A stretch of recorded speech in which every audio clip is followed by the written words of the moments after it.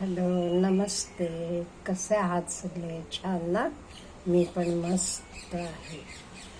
आज मी तुम्हाला आयुष्य बदलणाऱ्या 2 घटना सांगणार आहे. मी ह्याला गोष्ट म्हटलं नाही, म्हणजे मी स्वतः बघितलेल्या घटना आहेत. कोणाचंही ह्या आयुष्य बदलून टाकणाऱ्या घटना आहेत. एक पॉझिटिव्ह आहे, एक निगेटिव्ह आहे. त्यामुळे कुठली घटना आपण चूज करायची किंवा काय आपण चूज केलं की काय होते हे आपल्याला कळेल. आपलं आयुष्य हे आपल्या हातात आहे हेचं तुम्हाला जाणीव होईल.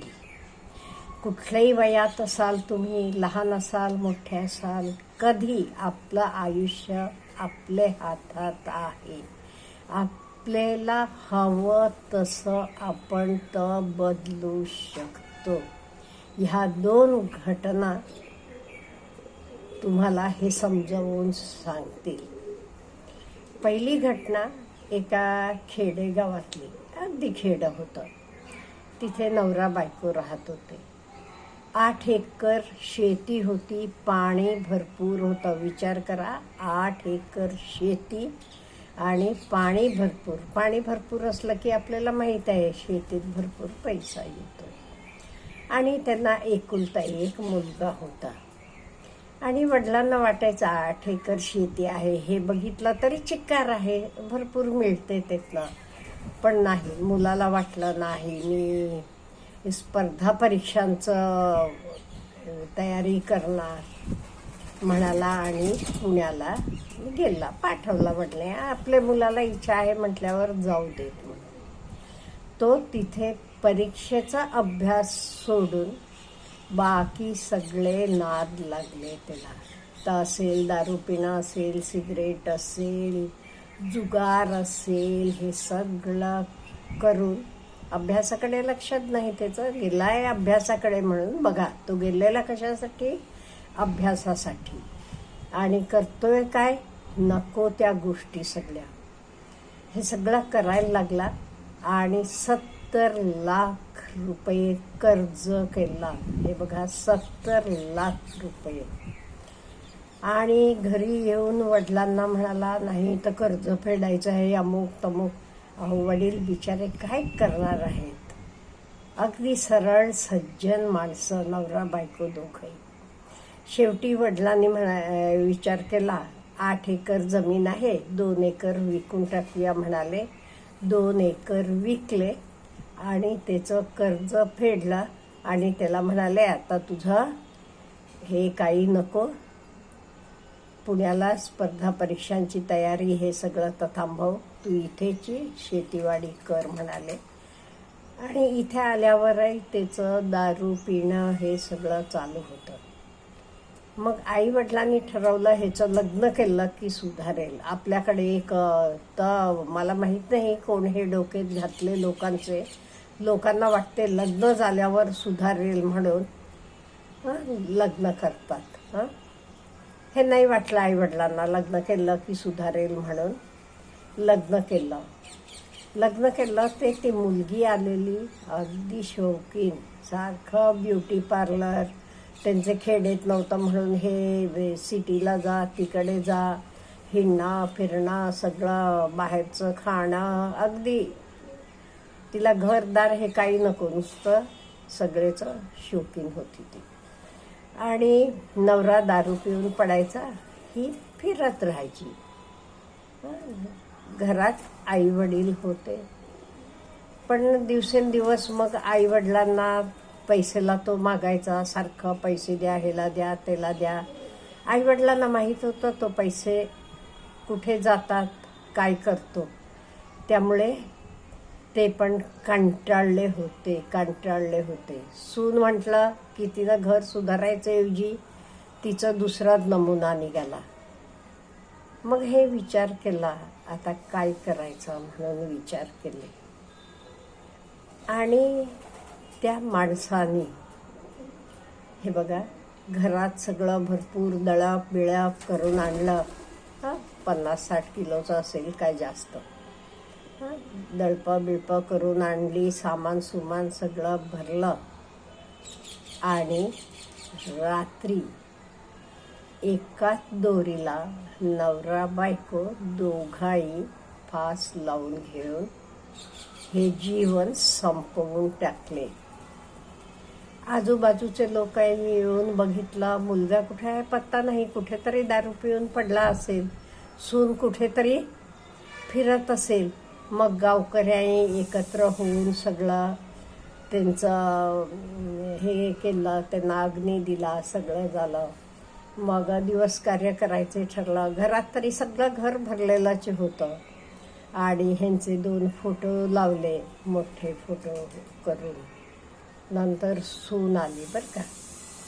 आली की एकदम लाथाडून सासऱ्यांचा फोटो पायानं लाथाडून दूर फेकून टाकली. तिनं कशासाठी केलं होतं माहिती आहे का?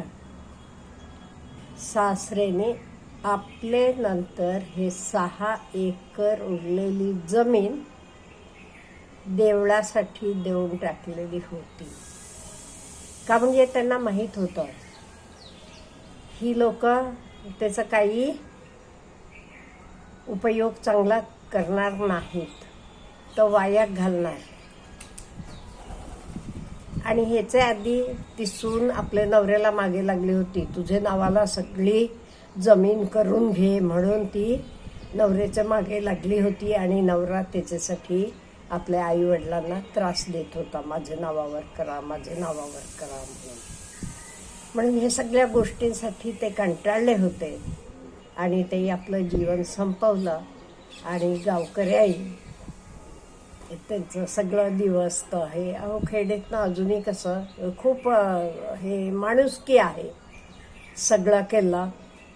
आणि नंतर कुठे होता तो मुलगा पण आला, सून येऊन सांगितलं, लाथाडलीन फोटोला आणि ती निघून गेली. ती गेलीच, ती कोणाबरोबर गेली असेल, कुठे काही करत असेल तिचं नाही. नंतर हा मुलाला कॅन्सर झालेलं होतं, पिऊन पिऊन अंगात शक्ती नव्हती, घरात पडून राहायचा. देऊळवाले त्याला जेवण पाठवायचे, त्यामुळे तो थोडे दिवस थोडे महिने राहिला. पण सगळं घाणेरडं पडलेलं इकडे तिकडे, का त्याला काही करताच येत नव्हतं, हलताच येत नव्हतं. कॅन्सर अगदी शेवटचे ह्याला स्टेजला पोचलेलं होतं. असं झालं. पण ते देऊळवाले काय करायचे, त्याला जेवणाचं ताट पाठवायचे म्हणून थोडे दिवस तरी तो राहिला. आणि नंतर तो 1-2 महिन्यापूर्वी हे जग सोडून गेला तो. त्यामुळे त्यांचं हे संपलं. आणि आता दुसरं तुम्हाला सांगते. आमच्या इथे एक भेळवाला आहे, तो भेळ विकतो, बायको पण त्याच्या मदतीला येते संध्याकाळी कधी कधी. त्यांनाही एकुलता एक मुलगा, घरात अतिशय गरीब परिस्थिती. आता भेळवाले काही होणार. आणि पूर्वीचं काळी काही मिळत नव्हतं, हल्ली जरा बरे दिवस चाललेत त्यांचे, पण कॉम्पिटिशन पण वाढलेलं आहे, भेळेच्या गाड्या पण खूप आहेत. त्यांचा एकुलता एक मुलगा, पण अभ्यासात पहिलेपासून फोकस करून अभ्यास करणारा, व्यवस्थित अभ्यास करून BCom करता करता CAचे परीक्षेची तयारी केला. अगदी व्यवस्थितपणे मन लावून, आई वडील पण त्याचं कौतुक होतं, ते पण त्याला सपोर्ट करायचे. असं केलं आणि गेले 5-6 महिन्यापूर्वी तो CA झाला आणि सध्या मुंबईत कुठेतरी नोकरी करतो वाटते. अगदी छान चाललेलं आहे. हे बघा 2 उदाहरणं.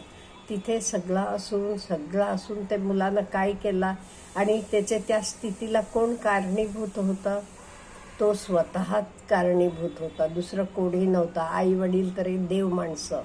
आणि इकडे हा आई वडील भेळ विकत होते.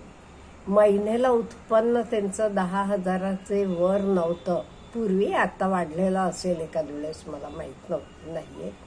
असं करताना त्यानं जिद्दीनं अभ्यास केला, शिकला, पुढे गेला आज CA झालेला आहे, तो आईवडिलांना म्हणतो तुम्ही आता नको माझ्याकडे या म्हणून, पण आईवडील म्हणतात नाही, आम्हाला होते तोपर्यंत आम्ही हे चालू करणार, तुझं तू सेटल हो, तुझं तू व्यवस्थित हो सगळं.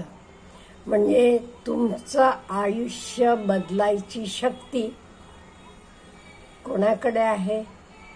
तुमचे स्वतःमध्येच आहे, ती काही लोकांकडे नाही आहे. त्यामुळे तुमचं तुम्ही ठरवा, आपलं आयुष्य आपण बदलायचं कसं. पॉझिटिव्ह वेनं जायचं का नेगेटिव्ह वेनं जायचं. त्यामुळे कोणालाही नावं ठेवू नका, कोणालाही दोष देऊ नका. जे काही आपल्याला करायचं आहे तर आयुष्य आपण आपल्याला हवं तसं बदलू शकतो. अच्छा, हॅव ए गुड डे.